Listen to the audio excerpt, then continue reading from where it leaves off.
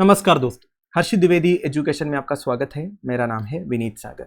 Daily newspaper analysis 30 July 2023।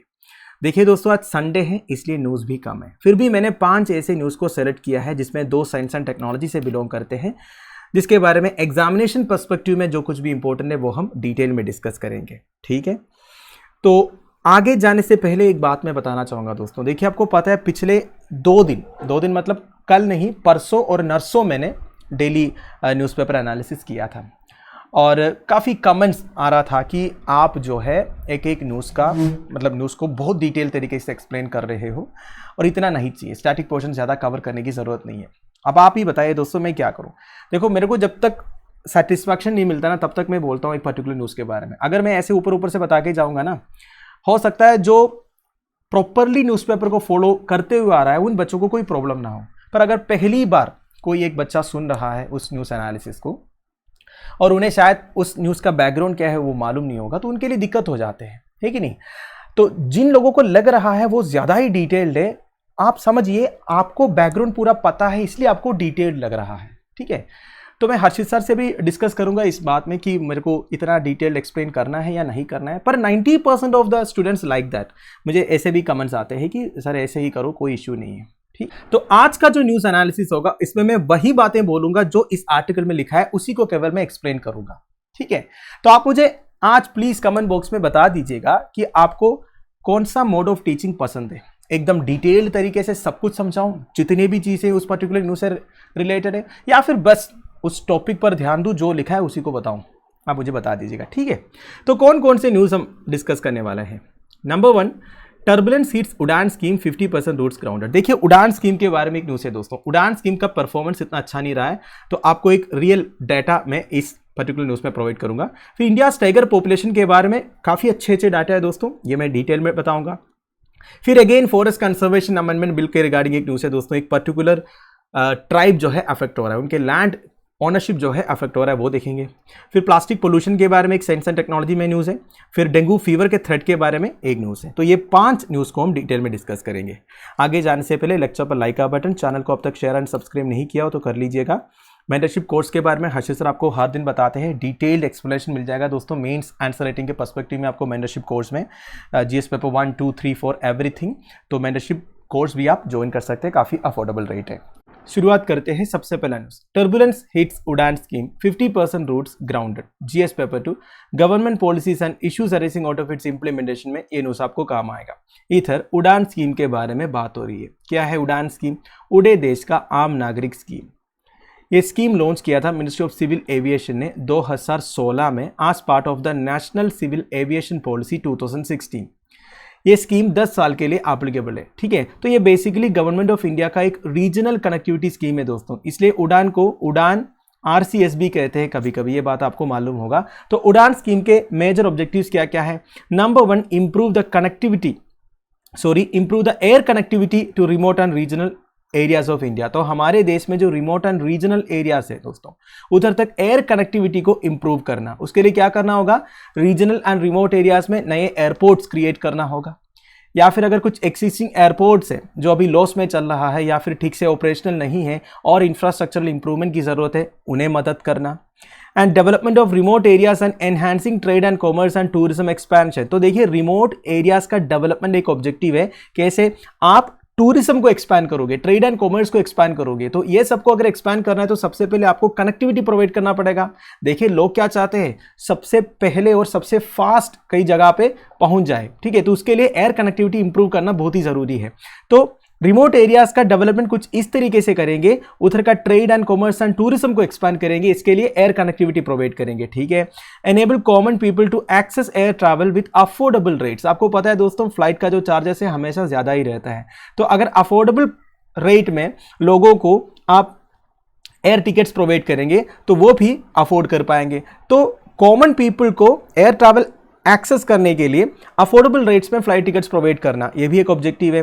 And obviously बात है दोस्तों, एविएशन सेक्टर में एम्प्लॉयमेंट क्रिएशन भी वन ऑफ द ऑब्जेक्टिव है। तो ये सारी उड़ान स्कीम के बेसिक ऑब्जेक्टिव्स है। तो अब न्यूज़ क्या आ रहा है दोस्तों? देखिए, उड़ान जिस तरह हल्ला मचा के आया था उस तरह उसका परफॉर्मेंस नहीं हुआ है, काफ़ी लो परफॉर्मेंस रहा है पिछले कई सालों से, ये द हिंदू रिपोर्ट कर रहा है दोस्तों। तो इसमें कुछ इंपॉर्टेंट पॉइंट्स आपको मिल जाएगा और उड़ान स्कीम का प्रेजेंट स्टेटस क्या है, अब तक क्या क्या अचीव किया है, ये सब के बारे में कुछ आइडिया मिल जाएगा। देखिए, the government's biggest claim to success in aviation since 2014 is building 74 airports in 7 years as opposed to the same number built in 7 decades since independence। देखिए, हमारा जो प्रेजेंट यूनियन गवर्नमेंट है वो हमेशा ये क्लेम करते हैं कि 2014 से 7 साल में हमने 74 एयरपोर्ट्स को डेवलप किया, और वो प्रीवियस गवर्नमेंट्स को ब्लेम भी करते हैं, उन्होंने 70 साल में 74 एयरपोर्ट्स को डेवलप किया था और हमने केवल 7 साल में ये करके दिखाया।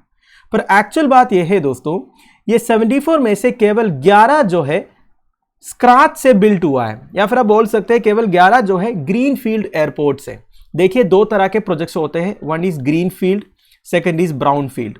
ग्रीन फील्ड प्रोजेक्ट्स मतलब जब आप एकदम स्क्रैच से शुरू करोगे, मतलब ऐसे एक लैंड पड़ा हुआ उसमें कुछ नहीं है, आप उधर एक एयरपोर्ट शुरू कर रहे हैं या फिर कोई इंडस्ट्री शुरू कर रहे हैं, तो ये ग्रीन फील्ड प्रोजेक्ट हो गया।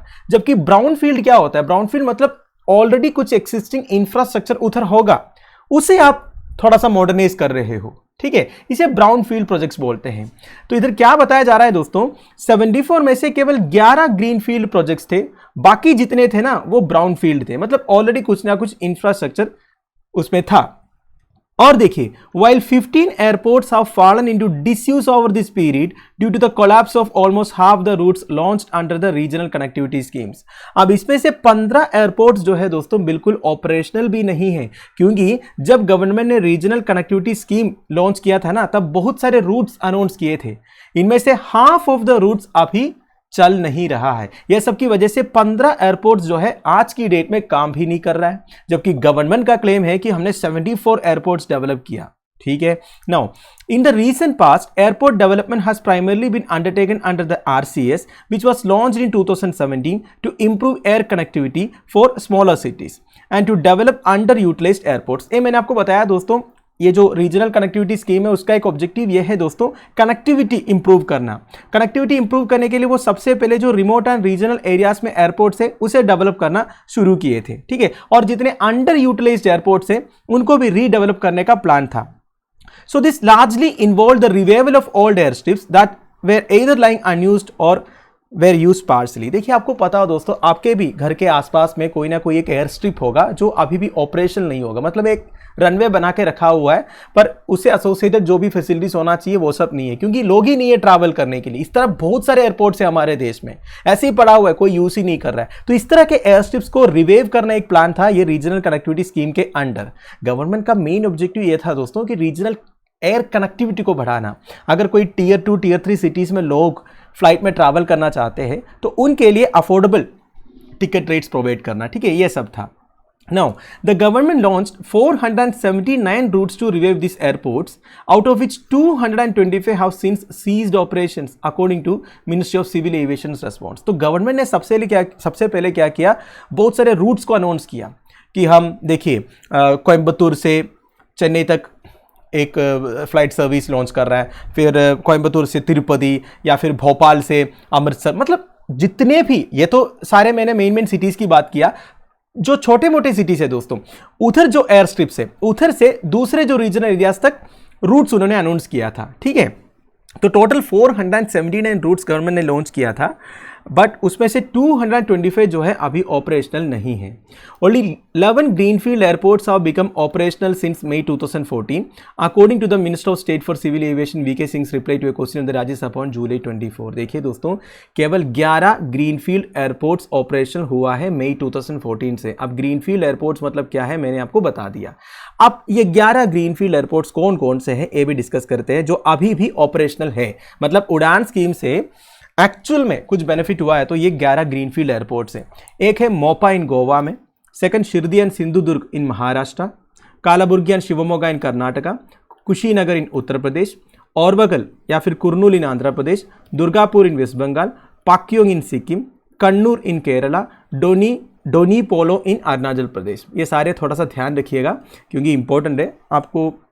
आपसे इस तरह के क्वेश्चंस प्रीलिम्स में पूछ सकते हैं कि आपको मैच करना होगा, ठीक है। तो ये है 11 ग्रीनफील्ड एयरपोर्ट्स जो RCS स्कीम के अंडर गवर्नमेंट ने डेवलप किया है, ठीक है। Now The figure of 74 new airports regularly trotted out by PM Modi as well as Civil Aviation Minister Scindia includes 9 heliports and 2 waterdromes.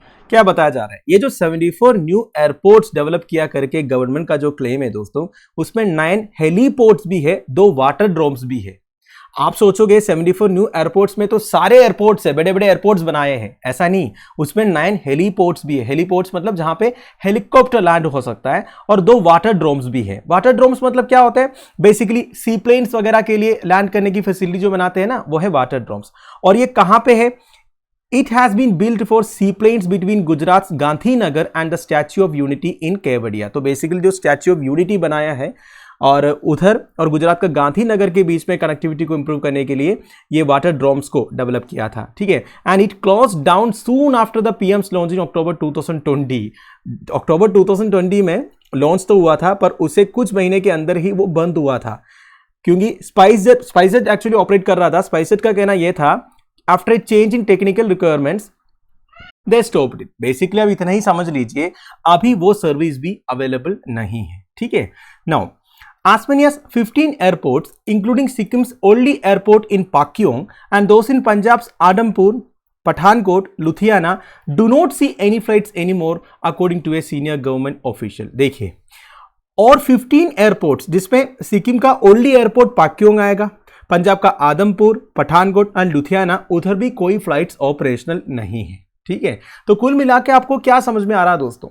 ये जो आरसीएस स्कीम का जो परफॉर्मेंस है वो काफी लो रहा है, और आरसीएस स्कीम के अंडर जितने एयरपोर्ट्स को ऑपरेशनल किया गया है उसमें से इतने एयरपोर्ट्स की हालत मैंने आपको बता दिया, ठीक है। Now RCS also known as Ude Desh ka Aam Nagrik scheme was launched with the aim of taking flying to the masses by improving air connectivity for tier 2 and tier 3 cities and subsidising air travel on this routes. देखिए, RCS scheme क्या है? उड़े Desh ka Aam Nagrik scheme है। इसका objective क्या है मैंने आपको पहले ही बता दिया, ठीक है। टियर 2 एंड टियर 3 सिटीज में जितने लोग रहते हैं उन्हें भी अफोर्डेबल तरीके से ट्रैवल करने का मौका मिलता है आरसीएस स्कीम के थ्रू। नाउ इसमें रूट्स को कैसे अवॉइड किया जाता है दोस्तों? नो दिस इज इंपॉर्टेंट, ये समझ लेते हैं। एक बिडिंग प्रोसेस होता है and the winning airlines are given certain incentives along with viability gap funding और a subsidy equal to 50% of the seating capacity on their aircraft. अब देखिए, सबसे पहले रूट्स अवॉइड करने के लिए एक बिडिंग प्रोसेस होगा, जिसका सबसे कम बिड होगा उन्हें वो मिल जाएगा और एक रूट उनके लिए एलोकेट किया जाएगा, ठीक है। मान लीजिए मैं आपको बताता हूं, अब कर्नाटका में बेलगाम से पंजाब का पठानकोट तक एक रूट गवर्नमेंट ने अनाउंस किया, ठीक है। अब वो रूट में फ्लाइट सर्विस ऑफर करने के लिए अलग अलग एयरलाइंस आएंगे, वो बिडिंग करेंगे, हम इतने में करेंगे, दूसरा बोलेंगे हम इतने में करेंगे, तो जो सबसे कम बोलेंगे उन्हें बिड मिल जाएगा। ये होता है ना बिडिंग प्रोसेस, ठीक है। नाउ अब गवर्नमेंट जो रेट बताएगा उस रेट में तो वो सर्विस नहीं प्रोवाइड कर पाएगा ना, क्योंकि गवर्नमेंट बोल रहा है कि flat rate of 2500 per hour of flight होना चाहिए। देखिए, जब कम रखेंगे तभी लोग अफोर्ड कर पाएंगे। तो गवर्नमेंट का कहना यह है, अगर 1 घंटे की फ्लाइट है तो आप 2500 रुपया ही चार्ज करो, 2 घंटे की है तो 5000 कर लो। इस तरह गवर्नमेंट का डिमांड था, पर ये कोई भी एयरलाइंस मानेगा नहीं, वैसे वो अफोर्ड भी नहीं कर पाएगा, है कि नहीं। तो इसलिए गवर्नमेंट क्या करेंगे, बाकी जितने पैसे लगेंगे, ये जो 2500 से ज्यादा जितना आपका रिक्वायरमेंट है वो हम आपको सब्सिडी प्रोवाइड करेंगे। तो गवर्नमेंट बेसिकली एयरलाइंस कंपनी को सब्सिडी प्रोवाइड कर रहा है स्कीम के अंडर। मेरा कहने का मतलब यह है दोस्तों, मान लीजिए स्पाइसजेट कर्नाटका से पंजाब तक 1 घंटे के लिए 5000 रुपया चार्ज करना चाहते हैं, पर गवर्नमेंट बोल रहा है 2500। बाकी जो 2500 है ना, ये इन्हें ऐसे सब्सिडी गवर्नमेंट से मिल जाएगा, ठीक है। नाउ अब आप पूछोगे ये सब्सिडी गवर्नमेंट कहां से देगा? अपने पॉकेट से देगा क्या? नहीं। The cost of the subsidy is borne by Indian airlines flying on non-RCS routes who pay an RCS levy of 15,000 per departure as per the latest revision that came into effect in April 2023। तो Indian Airlines जो non-RCS routes में fly कर रहा है दोस्तों, non-RCS मतलब जो RCS scheme के अंडर रूट्स नहीं है, उसे छोड़ के दूसरे जो BC रूट्स वगैरह है, उधर जो Indian Airlines की फ्लाइट फ्लाई कर रही है उनको आरसीएस लीवाई पे करना पड़ेगा 15,000 पर डिपार्चर का, ठीक है। And the airlines further pass the levy on to their passengers on non RCS flights. ऐसा नहीं कि एयरलाइंस अपने पॉकेट से देगा, जितना ये लीवाई देना है वो पैसेंजर से वो वसूल करेंगे। सो ये total sum of 2038 crore has been collected on as RCS levy. तो आरसीएस लेवे ऑलरेडी 2038 करोड़ रुपए कलेक्ट हुआ है दोस्तों। यही पैसे ऐसे सब्सिडी गवर्नमेंट जो है बाकी सारे एयरलाइंस को देते हैं जो आरसीएस रूट्स में फ्लाई कर रहा है अफोर्डेबल रेट्स में। ठीक है, मैं आपको और आसान तरीके से समझाऊंगा। देखिए दोस्तों, आपको क्या है ना, अब ये जो स्वच्छ भारत सेस के बारे में आपने सुना होगा, सेस के बारे में आपने तो सुना ही होगा ना। ये सेस क्या होता है? टैक्स के ऊपर एक सरचार्ज टाइप का है। मतलब एक तो आप टैक्स दे रहे हो, फिर एक पर्टिकुलर पर्पस के लिए आपसे 1 रुपया या 2 रुपया एक्स्ट्रा लिया जाएगा। तो ऐसे ही है दोस्तों ये जो आरसीएस लेवे है। जब आप इंडियन एयरलाइंस में फ्लाई करोगे ना तो वो कुछ एक्स्ट्रा चार्ज करते हैं, आपसे एक्स्ट्रा चार्ज करेंगे, और ये जो एक्स्ट्रा चार्ज है उसे यूज करेंगे सब्सिडी प्रोवाइड करने के लिए, यह बताया जा रहा है। ठीक है, and the scheme also set aside a sum of 4,500 crore to revive old airports by recarpeting runways and erecting terminal buildings। तो देखिए स्कीम के अंदर 4,500 करोड़ रुपीस को भी एलोकेट किया गया ओल्ड एयरपोर्ट्स को रिवाइव करने के लिए, और जो ओल्ड रनवे है उसे रिकारपेट करने के लिए, जितने टर्मिनल बिल्डिंग्स है उसे ठीक करने के लिए। End of this 46 airports have been redeveloped by the airports authority of India and the remaining by the state governments and public sector units. तो इनमें से 46 एयरपोर्ट्स को रीडेवलप किया था airports authority of India, remaining state governments and public sector units ने किया। Government अभी तक 3,490 करोड़ रुपीस स्पेंड किया है इन एयरपोर्ट्स में। इसके अलावा फिनेंस मिनिस्ट्री रीजनली और 1,000 करोड़ रुपीस एलोकेट किया था। ठीक है, नाउ उड़ान स्कीम इतना सक्सेसफुल नहीं होने का रीज़न क्या है दोस्तों? The main reason is it is commercially unviable. देखिए मैंने आपको बोला गवर्नमेंट जो है सब्सिडीज़ वगैरह प्रोवाइड कर रहा है एयरलाइंस को ताकि वो पैसेंजर्स के लिए अफोर्डेबल रेट्स में टिकट प्रोवाइड करें, पर एयरलाइंस का कहना यह है दोस्तों सब्सिडी मिलने के बाद भी हम लॉस में हैं क्योंकि हमें बिजनेस नहीं मिल रहा है। देखिए वैसे गवर्नमेंट का इंटेंशन तो ठीक है, टियर 2 एंड टियर 3 सिटी से कनेक्टिविटी वो जो प्रोवाइड कर रहा है, पर इतना बिजनेस नहीं मिल रहा है दोस्तों। देखिए कोई भी एक बिजनेस को अगर सक्सेसफुल बनना है, प्रॉफिट कमाना है, कम से कम बिना लॉस का मेंटेन करना है, तो क्या चाहिए उन्हें? कंज्यूमर्स चाहिए, कस्टमर्स चाहिए, है कि नहीं? इतना कस्टमर नहीं मिल पा रहा है। आप टियर 2 टियर 3 सिटीज़ में चलो एयरपोर्ट्स तो खोल दिए, सर्विसेज भी प्रोवाइड कर रहे हैं, पर लोग नहीं आ रहा है ट्रैवल करने के लिए। जब तक लोग नहीं आएंगे, जब तक टिकट्स का डिमांड नहीं होगा, एयरलाइंस कैसे चलेगा? नहीं चल पाएगा ना। So this is the main reason. ठीक है, देखिए क्या लिखा है, of the 225 routes that have ceased operations 128 routes shut down even before completing the mandatory 3 year period under the scheme. देखिए स्कीम के अंडर जब एक एयरलाइंस को एक रूट गवर्नमेंट एलोकेट करते हैं ना, तो 3 साल तक तो उन्हें चलाना ही चलाना है, ऐसा एक मैंडेटरी 3 ईयर पीरियड दिया हुआ था। पर ये 225 रूट्स गवर्नमेंट जो एलोकेट किया, 225 रूट्स अभी तक जो ऑपरेशन सीज किया, उनमें से 128 तो 3 साल से पहले ही खत्म किया। मतलब वो मैंडेटरी पीरियड के लिए भी वेट नहीं किया, उतना लॉस पे जा रहा था। ठीक है, now as many as 97 routes shut down after completing the 3-year period during which the government provides support. The objective of the scheme was that after the 3-year period, airlines would be able to sustain operations of their own without government support. क्या बताया जा रहा है दोस्तों? देखिए मैंने आपको बोला ये जो 3 ईयर मैंडेटरी पीरियड है ना, ये 3 ईयर में गवर्नमेंट का सपोर्ट मिलेगा एयरलाइंस को। ऐसा नहीं कि लॉस में ही चलाना है। मैंने आपको बोला ना 3 ईयर का मैंडेटरी पीरियड दिया हुआ है जो हर एक एयरलाइंस को फ्लाइट चलाना ही चलाना है। हो सकता है उनको कुछ लॉस हो, पर वो लॉस को कॉम्पनसेट करेंगे गवर्नमेंट जो है। 3 साल के बाद जो है गवर्नमेंट अपना सपोर्ट विड्रॉ करेंगे। पर गवर्नमेंट का इंटेंशन यह था 3 साल तक जो रूट है वो थोड़ा सा डिमांड रूट बन जाएगा, है कि नहीं? बिजनेस बढ़ जाएगा तो एयरलाइंस को भी लॉस नहीं होगा, पर ऐसा नहीं हुआ दोस्तों। ठीक है, तो अभी के हिसाब से ओनली 58 रूट्स हैव सर्वाइव्ड। मतलब ये 225 रूट्स में कुल मिला के अगर आप देखोगे ओनली 58 रूट्स जो है सर्वे हुआ है। ठीक है, बाकी पूरा जो है अपना ऑपरेशन सीज किया है या फिर बिल्कुल ठीक से नहीं चल रहा है। ठीक है, नाउ सबसे ज़्यादा रूट्स तो स्पाइसजेट ने लिया था 74 रूट्स, और every 1 in 5 routes awarded to the airlines under the scheme now flies only 20 of them. ठीक है, मतलब जब गवर्नमेंट का बिडिंग हुआ था उसमें सबसे ज़्यादा रूट्स मिले थे स्पाइसजेट को, और स्पाइसजेट अभी केवल 20 में फ्लाइट चला रहा है दोस्तों। 74 लिया था, ओनली 20 है। वो अलग अलग रीजंस बता रहा है airports authority of basically government को, वो अलग अलग रीजंस बता रहा है कि हम फ्लाइट नहीं चला पा रहा है। पर रीज़न बेसिकली ये है दोस्तों, कोई डिमांड नहीं है टिकट्स का।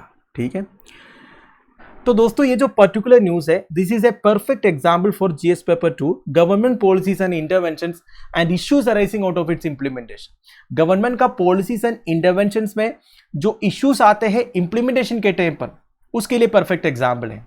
और इस पर्टिकुलर न्यूज को ऐसे केस स्टडी भी आप कोट कर सकते हैं। मैं आपको हमेशा बोलता हूं मेंस आंसर राइटिंग में अगर आप कोई केस स्टडी को कोट करोगे तो आपका आंसर थोड़ा सा अलग दिखेगा, मतलब आप एक परफेक्ट एग्जाम्पल दे रहे हैं। तो देखिए ये जो स्कीम फेल क्यों हुआ या फिर परफॉर्मेंस इतना कम क्यों है, क्योंकि एक लॉन्ग विजन नहीं था हमारे पॉलिसी मेकर्स का। हमारे पॉलिसी मेकर्स को यह भी समझना था, ये जो रिस्क है ना इसको भी कैटर करना था कि अगर पैसेंजर का डिमांड नहीं रहेंगे तब क्या करेंगे, तब इतने जो पैसे खर्च किया है, इतने एयरपोर्ट्स को जो रीडेवलप किया है वो सब वेस्ट हो जाएगा ना। तो ये पॉलिसी मेकर्स ने सोचा नहीं, उन्होंने सोचा कि बहुत डिमांड होगा, सारे लोग जो है फ्लाइट्स में ट्रैवल करना शुरू करेंगे, ऐसा तो नहीं हुआ। सो this is a perfect example for not having a long term vision for the policy makers. ठीक है, तो इस तरीके से आपको इस न्यूज को कनेक्ट करना है। तो आई होप आपको पूरा डाटा समझ में आ गया होगा। अगले न्यूज पर चलते हैं। India's tiger population rises, Madhya Pradesh has most big cats, GS paper 3 biodiversity में ये न्यूज आपको इस पर्टिकुलर न्यूज में प्रीलिम्स के पर्सपेक्टिव में at the same time mains के पर्सपेक्टिव में भी आपको काफी अच्छे अच्छे पॉइंट्स मिल जाएगा जो आपको नोट करना है। ठीक है, इंडिया टाइगर पॉपुलेशन के बारे में बात हो रही है। तो 2022 में इंडिया का टाइगर पॉपुलेशन इंक्रीज हुआ है और पहुंच गया है 3682। 2018 में 2967 थे, तो इतना इंक्रीज हुआ है दोस्तों। ठीक है, now this also indicates significant growth over the last decade. तो लास्ट डिकेड में पिछले 10 साल में सिग्निफिकेंट ग्रोथ देखने को मिला है टाइगर पॉपुलेशन में, बहुत अच्छी बात है। मेरा कहने का मतलब है 2010 में 1706 थे, तो 2014 में ये पहुंच गया था 2226 तक, और अभी जो है 3682 तक पहुंच जाए। पर देखिए दोस्तों, आपको ध्यान रखना है ये जो 3682 का नंबर में जो बोल रहा हूं आपको, जो रिलीज हुआ है, ये इतना एक्यूरेट नहीं है, क्योंकि टाइगर का जो सेंसस कंडक्ट किया जाता है ना, वो कैमरा ट्रैप्स के थ्रू कंडक्ट किया जाता है। तो जितने टाइगर्स कैमरा में ट्रैप हुआ है उन्हीं का नंबर है ये 3682 जो है। तो हो सकता है इससे ज्यादा भी हो। तो जो ऑफिशियल से ministry of environment, forest and climate change का या फिर फॉरेस्ट डिपार्टमेंट का, उनका कहना यह है ये जो डाटा है करीब 88% एक्यूरेट है। ऐसा नहीं कि बिल्कुल कम होगा या फिर बिल्कुल ज्यादा हो जाएगा, थोड़ा बहुत फर्क हो सकता है। ठीक है, 4000 के नीचे तक हो सकता है प्रेजेंट टाइगर पॉपुलेशन जो है। और ये जो टाइगर सेंसस है दोस्तों, ये क्वाड्रेनियल होता है। क्वाड्रेनियल मतलब हर 4 साल में एक बार। ठीक है, नाउ हम डाटा देखेंगे। 2022 में मैक्सिमम नंबर ऑफ टाइगर्स में से 785 मध्य प्रदेश में रिपोर्ट हुआ था। तो इंडिया में सबसे ज्यादा टाइगर पॉपुलेशन किस स्टेट में है, ध्यान दीजिएगा, मध्य प्रदेश में है। इसके बाद कर्नाटका में है 563, फिर उत्तराखंड 560, महाराष्ट्र 444। ठीक है, and nearly A quarter of tigers were reportedly outside protected areas. तो देखिए हमारे देश में फॉरेस्ट को क्लासीफाई किया है ना, प्रोटेक्टेड एरियाज है एंड रिजर्व फॉरेस्ट है, नेशनल पार्क है, वाइल्ड लाइफ सेंचुरीज है, ये सब आपको मालूम है। तो 1/4 of the tiger population protected areas के बाहर रिपोर्ट हुआ है, ये बताया जा रहा है दोस्तों। Now that point is not so important for you. Now India में टाइगर सबसे ज्यादा कॉन्सेंट्रेटेड है टाइगर रिजर्व्स में।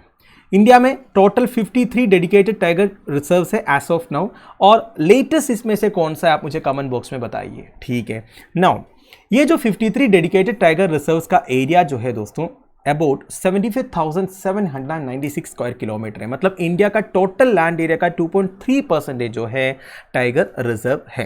ठीक है, reserves with the maximum number of tigers कौन कौन सा है, मतलब ये 53 डेडिकेटेड टाइगर रिजर्व्स में सबसे ज्यादा number of tigers Corbett national park में है, जो उत्तराखंड में है। ठीक है, जिसमें 260 टाइगर्स है। इसके बाद बंदीपुर जो कर्नाटका में है 150 टाइगर्स है। फिर नागरहोली अगेन कर्नाटका में 141 है। Now enhanced protection, central India Shivalik hills and Gangetic planes witnessed increases in tiger population. तो देखिए पिछले डिकेड में जो टाइगर पॉपुलेशन में इंक्रीज देखने को मिला है वो कौन कौन से एरियाज में देखने को मिला है, central India Shivalik hills and Gangetic plains में। ठीक है, now particularly in the states of Madhya Pradesh, Uttarakhand, Maharashtra. ठीक है, तो मध्य प्रदेश, उत्तराखंड एंड महाराष्ट्र में सबसे ज्यादा इंक्रीज इन टाइगर पॉपुलेशन देखने को मिला है।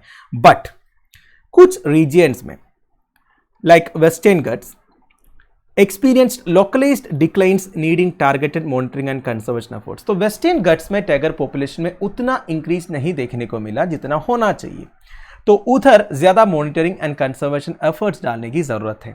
And some states including Mizoram, Nagaland, Jharkhand, Goa, Chhattisgarh, Arunachal Pradesh में भी ट्रेंड इतना ठीक नहीं है, उधर भी और ध्यान रखने की जरूरत है, यह बताया जा रहा है दोस्तों। देखिए, एक टाइगर रिजर्व में अच्छे कंजर्वेशन प्रैक्टिसेस अप्लाई करना चाहिए।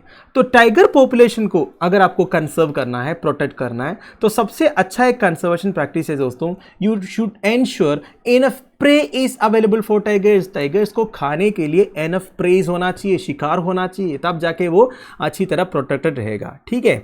Now approximately 35% of the tiger reserves urgently required enhanced protection reserves. तो हमारे जितने टाइगर रिजर्व्स है उसमें से 35% में अर्जेंट एनहांस्ड प्रोटेक्शन मेजर्स डालने की जरूरत है, जैसे कि हैबिटेट रिस्टोरेशन, उंगलेट ऑगमेंटेशन, मतलब डियर, चीतल, ब्लैक बक, ये सबका पॉपुलेशन हमें बढ़ाना चाहिए ताकि ये टाइगर को खाने के लिए कुछ बचा है। ठीक है। एंड सब्सिक्वेंट टाइगर री introduction, the environment ministry statement added. Now this point is important दोस्तों, टाइगर कंजर्वेशन के लिए क्या क्या करना चाहिए, अगर आपसे ऐसे क्वेश्चन पूछे तो ये पॉइंट आप इंक्लूड कर सकते हैं। ठीक है। मतलब हमारे देश में 35% टाइगर रिजर्व्स में urgent enhanced protection measures implement करने की जरूरत है, like habitat restoration, ungulate augmentation, subsequent tiger री इंट्रोडक्शन, एक्सेट्रा एक्सेट्रा। तो इस तरह के पॉइंट्स आपको नोट करना है दोस्तों। ठीक है। मेंस आंसर राइटिंग में आप यूज कर सकते हैं, अच्छे अच्छे वर्ड्स आपको मिल रहे हैं कि नहीं।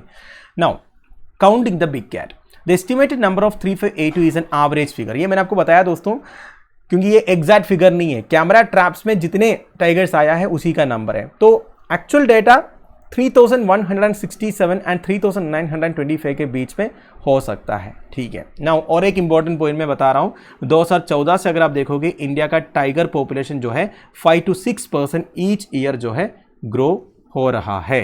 ठीक है। तो आई होप आपको ये न्यूज़ भी समझ में आ गया होगा। अगला न्यूज़ है facing the act, new forest definition makes large tracts of vulnerable. GS paper 2, government policies and issues arising out of its implementation. Again दोस्तों, फॉरेस्ट कंजर्वेशन अमेंडमेंट बिल 2023 के बारे में बात हो रही है दोस्तों। फॉरेस्ट कंजर्वेशन अमेंडमेंट बिल में इंपॉर्टेंट प्रोविजंस के बारे में परसों का डेली करंट अफेयर्स वीडियो में मैंने आपको डिटेल में बताया था, मैं फिर से उसे नहीं बता रहा हूं दोस्तों क्योंकि बहुत बार हो गया। ठीक है।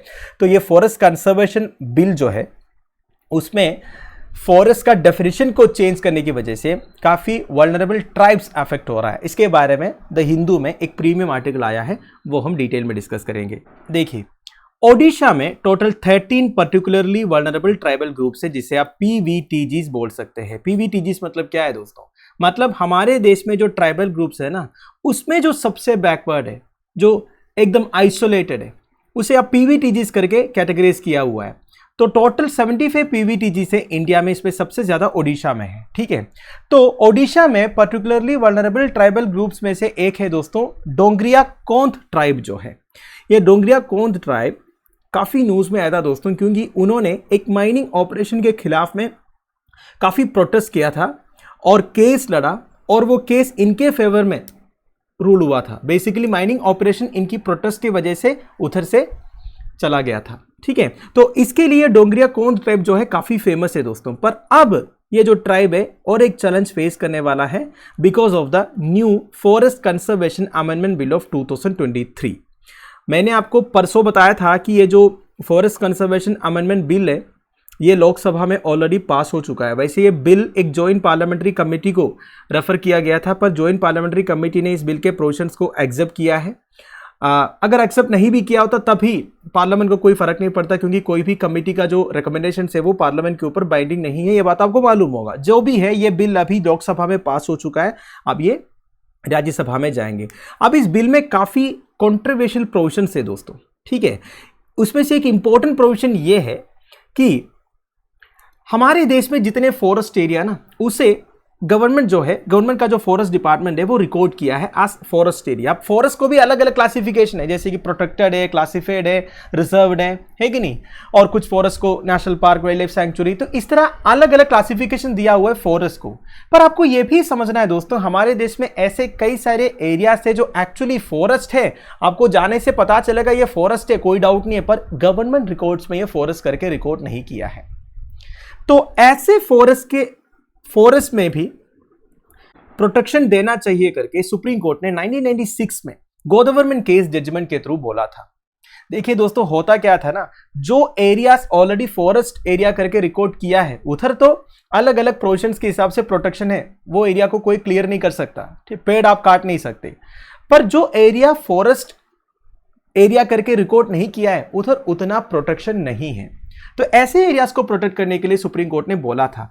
पर अब ये जो forest conservation amendment bill of 2023 में एक प्रोविजन है जिसमें यह बताता है कि government agencies can divert land not classified as forest in government records to other purposes. तो गवर्नमेंट चाहे तो वो एरियाज को दूसरे कोई पर्पसेस के लिए डाइवर्ट कर सकते हैं। मतलब जो एरियाज आज फॉरेस्ट एरिया गवर्नमेंट रिकॉर्ड्स में नहीं है, उन एरियाज को दूसरे कोई पर्पसेस के लिए गवर्नमेंट यूज कर सकते हैं। तो ऐसा होने से क्या होगा दोस्तों, इंडिया में बहुत सारे एरियाज है जो अभी तक फॉरेस्ट में क्लासिफाई नहीं किया हुआ है, पर वो एक्चुअली फॉरेस्ट है। तो ऐसा एक एरिया पड़ रहा है दोस्तों जहां पे ये डोंगरिया कोंध ट्राइबल पीपल जो है रह रहा है, मतलब Niyamgiri hill village situated in Odisha south west. अब इधर का एक प्रॉब्लम ये है दोस्तों, देखिए पूरा डाटा मैं आपको बताता हूं।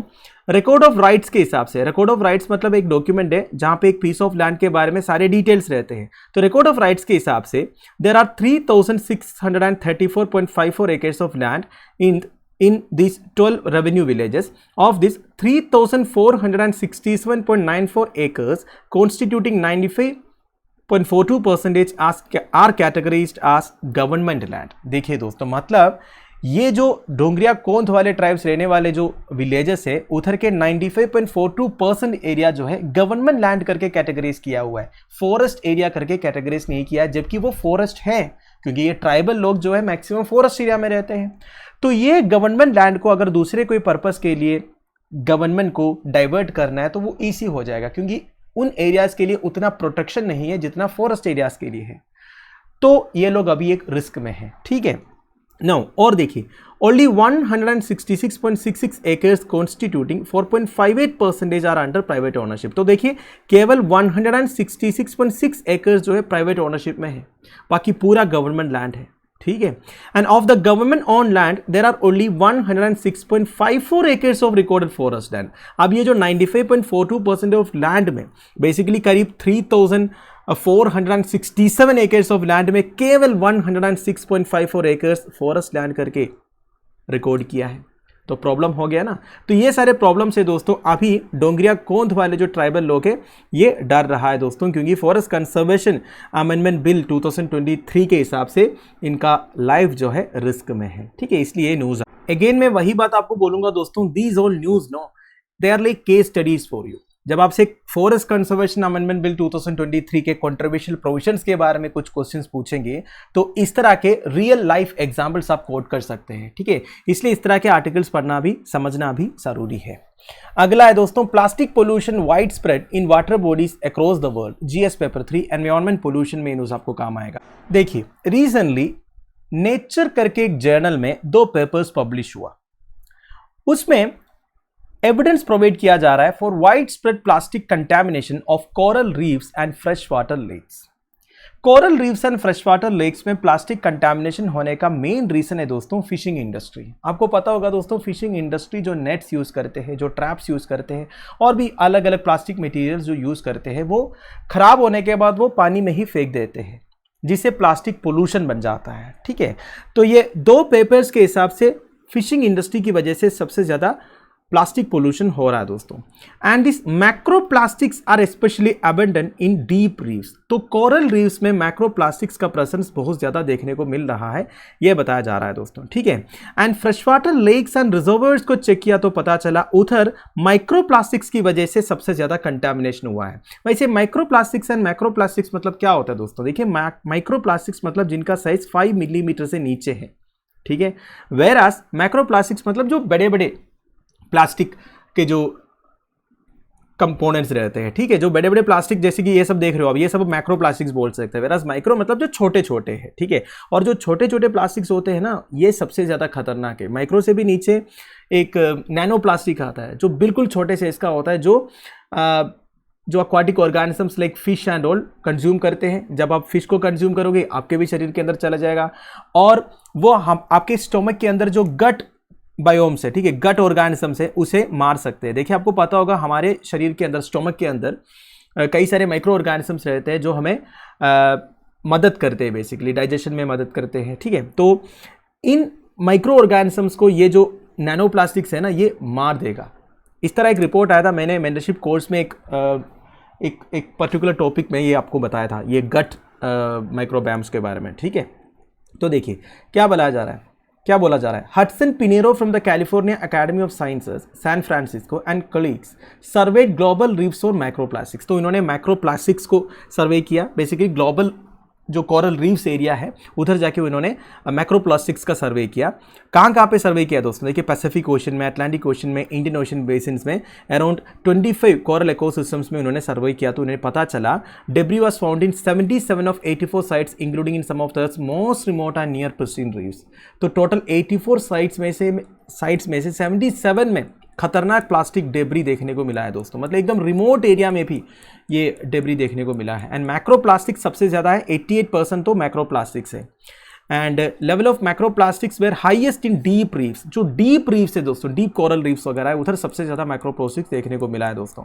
और इसका मेन रीज़न क्या है, फिशिंग इंडस्ट्री है, मैंने आपको बता दिया। नाउ दूसरा पेपर जो पब्लिश हुआ है वो फ्रेश वाटर लेक्स को, रिजर्वोयर्स को सर्वे किया 23 कंट्रीज में, और ये 23 कंट्रीज मेनली नॉर्थन हेमिस्फीयर में कॉन्सेंट्रेटेड है, ठीक है। They found microplastics in all sample sites. तो देखिए fresh water lakes and reservoirs में माइक्रोप्लास्टिक्स देखने को मिल रहा है ज्यादा। अब माइक्रोप्लास्टिक्स और खतरनाक है, मुझे आपको बताने की जरूरत नहीं है, ठीक है। वैसे माइक्रोप्लास्टिक्स बनता कैसे है दोस्तों, देखिए दो तरह के प्लास्टिक्स है, एक प्राइमरी माइक्रोप्लास्टिक्स है, एक सेकेंडरी माइक्रोप्लास्टिक्स है। प्राइमरी माइक्रोप्लास्टिक्स मतलब हम अलग अलग प्रोडक्ट्स में यूज करते हैं दोस्तों, जैसे कि कुछ क्या बोलते हैं, मेकअप के लिए जो आइटम्स वगैरह यूज़ करते हैं ना, कॉस्मेटिक्स में, उसमें ना प्लास्टिक पार्टिकल्स हैं, तो उसके लिए हम डेलिबरेटली प्लास्टिक्स को ब्रेक डाउन करके वो प्रोड्यूस करने में यूज़ करते हैं। वेराज सेकेंडरी माइक्रोप्लास्टिक्स मतलब अगर आप एक बहुत बड़ा प्लास्टिक मटेरियल को बाहर फेंक दोगे, एनवायरनमेंट में फेंक दोगे, सालों बाद क्या होगा ना, विंड की वजह से, हीट की वजह से, ओशियानिक करंट्स की वजह से, मतलब अलग अलग नेचुरल प्रोसेसेस की वजह से वो ब्रेक डाउन होगा, छोटे पीसेस में ब्रेक डाउन होगा, इसे सेकेंडरी प्लास्टिक्स कहते हैं, ठीक है। तो इस तरह के जो माइक्रो प्लास्टिक्स है वो fresh water lakes and reservoirs में देखने को मिल रहा है दोस्तों, जिसका काफ़ी नेगेटिव इन्फ्लुएंस हो सकता है। इसके बारे में एक न्यूज़ है दोस्तों। वैसे देखिए प्लास्टिक पोल्यूशन के रिगार्डिंग डिटेल वीडियो चैनल पर अवेलेबल है, आपको बस सर्च करना है हर्षित द्विवेदी प्लस प्लास्टिक पोल्यूशन करके, ठीक है। ये जो पर्टिकुलर आर्टिकल है जो आज की साइंस एंड टेक्नोलॉजी में आया है, उसमें ज़्यादा कुछ डाटा नहीं है, बस यही बताया है कि हमारा जो मेन कोरल इकोसिस्टम है उधर मैक्रोप्लास्टिक पोल्यूशन ज़्यादा है, और हमारे fresh water lakes and reservoirs में माइक्रोप्लास्टिक पोल्यूशन ज़्यादा है, ये बताया है, ठीक है। एंड मेंटरशिप कोर्स में भी हमने ये प्लास्टिक पोल्यूशन वगैरह इसके रिगार्डिंग वीडियोज़ अपलोड किया है। तो अगला न्यूज़ पर चलते हैं दोस्तों। This is the final news of the day. Threat of dengue fever escalates globally, GS paper 2 health में न्यूज़। देखिए रिसेंटली डेंगू केसेस में एक सर्च देखने को मिला है दोस्तों। वर्ल्ड हेल्थ ऑर्गेनाइजेशन का कहना यह है इस साल में ऐसी पॉसिबिलिटी है रिकॉर्ड लेवल केसेस रिपोर्ट होने का, ठीक है। देखिए डेंगू फीवर कॉज होता है डेंगू वायरस की वजह से, जिसे DENV या डेंव कहते हैं दोस्तों। एक हाईली प्रिवेलेंट इन्फेक्शियस डिसीज है, estimated to be infecting over 400 million people each year as per the WHO। तो WHO के हिसाब से ये जो डेंव वायरस की वजह से जो इन्फेक्शन होता है वो 400 मिलियन से ज़्यादा होता है हर साल, ठीक है। Now dengue is an RNA virus of Flaviviridae family with 4 serotypes. ध्यान दीजिएगा दोस्तों, ये जो डेंव है ना, एक RNA वायरस है, फ्लैवीविरिडा फैमिली से बिलोंग करता है, और इनके 4 जीरोटाइप्स है। 4 जीरोटाइप्स मतलब डेन 1, डेन 2, डेन 3, डेन 4, अलग अलग कॉम्पोजिशन है सारे वायरस का। Now infection with 1 serotype provides life long immunity to that type. अगर एक जीरोटाइप से आपको इन्फेक्शन हो गया तो फिर आपको वो इन्फेक्शन नहीं होगा, क्योंकि आपके शरीर में एक लाइफ लॉन्ग इम्यूनिटी आ जाएगा। But subsequent infections with different serotypes can lead to severe life threatening forms of the disease. फिर से अगर आपको इन्फेक्शन होता है कोई डिफरेंट सेरोटाइप से, देखिए एक बार डेन 1 से हुआ तो आपके अंदर वो इम्यूनिटी आ जाएगा। अगर अगली बार डेन 2, डेन 3 या डेन 4 से आपको इन्फेक्शन हुआ, ये काफी सीरियस हो सकता है। वैसे देखा जाएगा तो डेंगू केसेस के लिए कोई स्पेसिफिक एंटीवायरल ट्रीटमेंट अवेलेबल नहीं है दोस्तों। हम एक ही चीज कर सकते हैं, मॉस्किटो पॉपुलेशंस को कंट्रोल करना पड़ेगा और पब्लिक अवेयरनेस को रेज करना पड़ेगा, ठीक है। Despite global efforts, dengue cases continue to rise with millions reported annually worldwide. हर साल worldwide में millions of cases report होते हैं दोस्तों डेंगू के. Now 2023 में जो outbreaks हुए हैं उसके बारे में देख लेते हैं दोस्तों. जब से 2023 की शुरुआत हुई है दोस्तों, several regions in America have witnessed significant dengue outbreaks. जैसे कि 2 मिलियन से ज़्यादा केसेस रिपोर्ट हुआ था ब्राज़ील, पेरू, बोलिविया जैसे कंट्रीज़ में. मतलब ये सारे कंट्रीज़ में मिलाकर 2 मिलियन से ज़्यादा केसेस रिपोर्ट हुआ था, जिसमें सबसे ज़्यादा ब्राज़ील, पेरू, बोलिविया जैसे कंट्रीज़ में देखने को मिला. नाउ अमेरिकन कॉन्टिनेंट्स में सबसे ज़्यादा केसेस साउथ साइड में रिपोर्ट हो रहा है, जैसे कि Argentina, Brazil, Chile, Uruguay, Paraguay etcetera. Now, several countries in the Americas have reported a co-circulation of all 4 dengue serotypes. तो देखिए मैंने आपको बोला डेंगू जो वायरस है इनके 4 सेरोटाइप्स है. तो सथेन अमेरिका में जो केसेस रिपोर्ट हो रहा है ना, वो चारों सेरोटाइप्स के रिपोर्ट हो रहा है. ठीक है, तो ये पब्लिक हेल्थ अथॉरिटीज़ के लिए एक चैलेंज है इस तरह के आउटब्रेक्स को कंट्रोल करना एंड मैनेज करना. अब यूरोप की बात किया जाए, आपको पता है दोस्तों यूरोप का जो क्लाइमेटिक कंडीशंस है वो दिन भर दिन जो है चेंज हो रहा है. और पिछले साल में काफ़ी हीट वेव्स वगैरह रिपोर्ट हुआ था यूरोपियन कॉन्टिनेंट्स में, फ्लड्स रिपोर्ट हुआ था, प्रोलॉन्ग्ड हॉट समर्स रिपोर्ट हुआ था. तो ये सब डेंगू कोसिंग मॉस्किटो स्पीशीज के लिए फेवरेबल एनवायरनमेंट क्रिएट करके दे रहा है दोस्तों.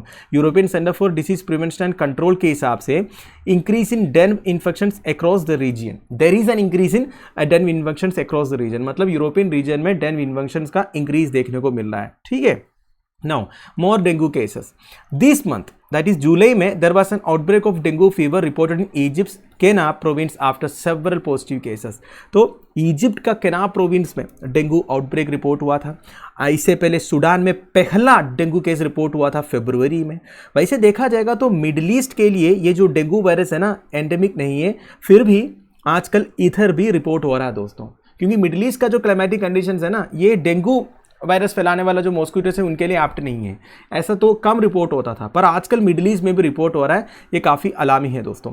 While the Middle East has experience some outbreaks, they have been relatively small in scale compare to countries in Asia. Asian countries के साथ अगर आप कंपेयर करोगे ना, मिडल ईस्ट में तो कुछ केस रिपोर्ट ही नहीं हो रहा है, क्योंकि एशिया में Bangladesh, Thailand, Malaysia, Cambodia, India जैसे कंट्रीज में हाइयर केस नंबर्स रिपोर्ट हुआ है. ठीक है, प्रीवियस ईयर्स की बात कर रहा हूँ. No, dengue cases have soared in India mostly due to heavy rains and inadequate control measures. अभी इंडिया में डेंगू केसेस बहुत ज़्यादा रिपोर्ट हुआ है दोस्तों. एक तो देखिए बारिश ज़्यादा हो रहा है और हमारा कंट्रोल मेजर्स जो है वो भी इनएडिक्वेट है. ठीक है, जो मॉस्किटोज़ के लिए एक आइडियल ब्रीडिंग एनवायरनमेंट क्रिएट करके दे रहा है. अगर बारिश होगा और वो पानी को ठीक तरह से आप डिस्पोज नहीं करोगे, कहीं पे पानी स्टोर्ड रहेगा, तो उसके ऊपर ये जो मॉस्किटोज़ है वो अपना अंडा देंगे, फिर वही है दोस्तों उसका पॉपुलेशन बढ़ जाएंगे. तो हमें प्रॉपर कंट्रोलिंग मेजर्स को अडॉप्ट करना पड़ेगा अगर मॉस्किटो को ग्रो करने से रोकना है. तो states like Kerala, Odisha, Assam, Tamil Nadu, Maharashtra, West Bengal, Karnataka में सबसे ज़्यादा डेंगू केसेस रिपोर्ट हुआ है. ठीक है. नाउ ये जो reason surge in dengue cases report हो रहा है दोस्तों वर्ल्ड वाइड में including India, it demands immediate attention and action. तो इमीडिएट अटेंशन एंड एक्शन की जरूरत है दोस्तों. While public health measures are being implemented to control the spread of the disease, individual awareness and responsibility play a crucial role. देखिए वैसे तो efforts चल रहा है दोस्तों डेंगू केसेस को कम करने के लिए, पर इंडिविजुअल अवेयरनेस एंड रिस्पॉन्सिबिलिटी एक क्रूशियल रोल प्ले करता है. क्योंकि मैंने आपको बोला कोई एंटीवायरल मेडिकेशन तो अवेलेबल नहीं है, तो हम एक ही चीज़ कर सकते हैं कि ये जो मॉस्किटो का पॉपुलेशन ग्रो हो रहा है उसे कैसे कंट्रोल किया जाए. उनके लिए फेवरेबल एनवायरनमेंट हमें नहीं प्रोवाइड करना है. तो हर एक इंडिविजुअल रिस्पॉन्सिबल होना चाहिए मॉस्किटो पॉपुलेशन ग्रो करने, मॉस्किटो पॉपुलेशन को कंट्रोल करने के लिए बेसिकली. ठीक है, तो पब्लिक अवेयरनेस प्रोवाइड करना बहुत ज़रूरी है, किस तरह मॉस्किटो पॉपुलेशन को कंट्रोल कर सकते हैं.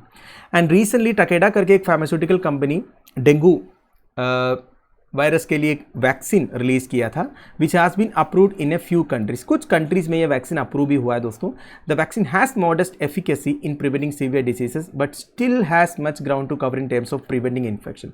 ऐसा नहीं कि ये वैक्सीन जो डेवलप हुआ ये परफेक्ट है, थोड़ा बहुत एफिकेसी है, फिर भी उतना नहीं है जितना एक्सपेक्टेड है. ठीक है, एक इन्फेक्शन को प्रिवेंट करने से इतना वो रोक नहीं रहा है. एक यूनिफॉर्म प्रोटेक्शन अगेंस्ट ऑल सीरोटाइप्स को प्रोवाइड नहीं कर रहा है. वैसे डेंगू का 1, 2, 3, 4 है ना, तो सारे सीरोटाइप से यूनिफॉर्म प्रोटेक्शन ये प्रोवाइड नहीं कर रहा है. तो इस तरह का एक वैक्सीन हमें डेवलप करना होगा. So continued research and collaboration including genomic surveillance of the virus are essential to understanding the evolution and adaptation of the virus. तो बेसिकली एक वायरस का एवोल्यूशन, अडाप्टेशन, ये सब के बारे में अंडरस्टैंडिंग बहुत ज़रूरी है दोस्तों. इसके लिए हमें continued research and coordination collaboration को मेंटेन करना पड़ेगा, इंक्लूडिंग जेनोमिक सर्वेलेंस भी करना पड़ेगा, ठीक है। And we should develop effective strategies to combat dengue and other mosquito-borne diseases, safeguarding global health and well-being। तो global health and well-being को safeguard करने के लिए हमें डेंगू जैसे जो mosquito-borne diseases है उसे combat करने के लिए effective strategies develop करना बहुत ज़रूरी है। तो दोस्तों दैट्स इट। आई होप आपको सारे न्यूज़ अच्छी तरह समझ में आ गया होगा। लेक्चर की PDF एज यूजुअल आपको टेलीग्राम चैनल में भी मिल जाएगा, जिसका लिंक नीचे डिस्क्रिप्शन बॉक्स में प्रोवाइडेड है। Thank you for watching, bye bye, have a nice day.